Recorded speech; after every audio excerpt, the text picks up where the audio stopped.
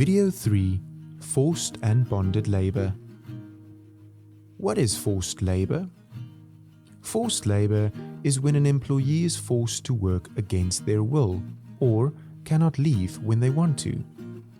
Examples of forced labor can be employers using violence or threats to force employees to work, like yelling, cursing, or hitting employees to make them work.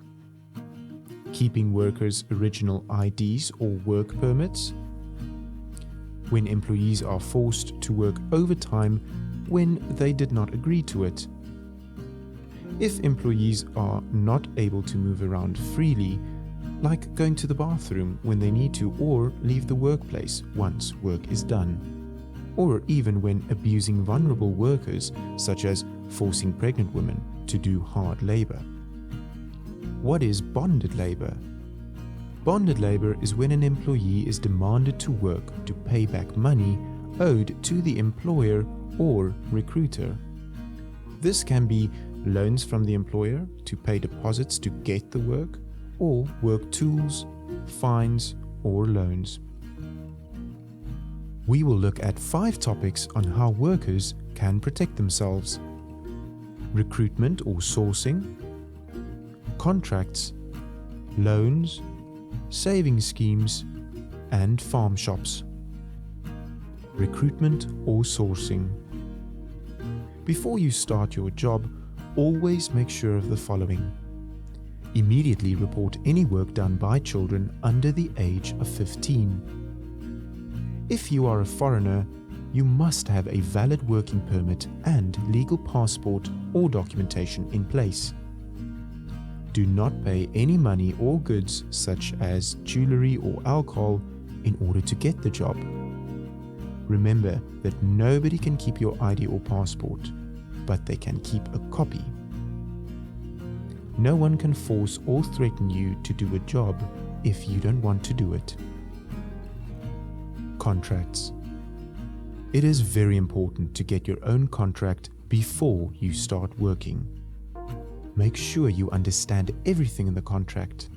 It must be explained to you by the employer in your own language. Contracts should not be confusing. Don't just trust promises made by the recruiter or the employer. Remember that when all employees get the same contract, sometimes employers use a group contract.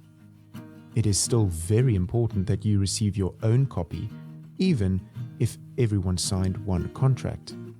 If you do not receive one, please ask your employer. Loans. Remember, the employer does not have to give loans to employees. If you borrow money from the employer, know what the company's policy on loans is. The policy will determine the situation where loans will be allowed, when and how much to pay back, and a loan agreement must be signed by both the employer and employee agreeing to the terms of the loan. Deductions made for loans must be shown on the employee's payslip. Be very careful before you make any loans. There should always be a contract in place when things like fridges, TVs, or other items are bought by the employer. The employee should agree with the employer on the amount of money that needs to be paid back. Saving schemes. What is a saving scheme? Saving schemes are when you put money away every month to save up for your future. This is only allowed if the employee requested it on paper and signed a document for it. When the deduction for this saving is not more than 10% of the wage, the deductions are indicated on the payslip, and all the money that was saved is paid to the employee when they leave the work. The amount that is paid must be according to the contract for the savings scheme. Remember, it is your choice if you want to be part of a savings scheme. Farm shops. If there is a shop on the farm, workers can choose if they want to buy their groceries there. Make sure you know all the rules for what and how many you can buy. You must get proof of what you bought and sign for it. Money taken from your salary for the things you bought must be shown on your payslip. This cannot be more than 10% of the employee's wage for that week or month. Always remember that you cannot buy more than is allowed, because it will create too much debt and you will struggle to pay it all back. Conclusion: forced labor is when an employee is forced to work through threats or intimidation. Bonded labor is when someone is demanded to work due to debt or outstanding payments. Protect yourself against forced and bonded labor during recruitment.